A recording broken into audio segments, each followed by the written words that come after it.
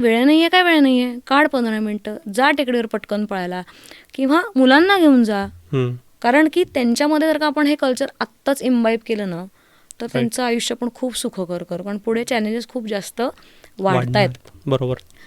डिजिटायझेशनमुळे म्हणा किंवा टेक्नॉलॉजीचा तर तो आहेच म्हणजे, आणि ते आपण नाकारू नाही शकत.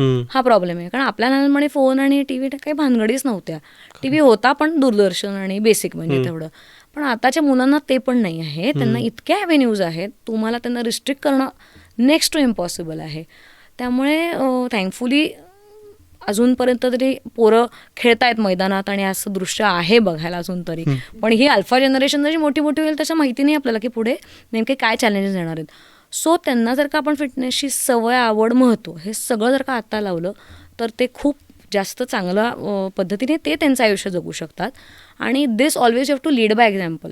ॲज अ पालक म्हणून आपण आत्ताच्या 40मध्ये आहोत समजा, तर आपण केलं तरच ते करणार आहेत. खरं आपण सांगून ते करणार नाही, अजिबात नाही. आपण सांगितलं तर नाही करणार ते, असं पण आहे म्हणजे.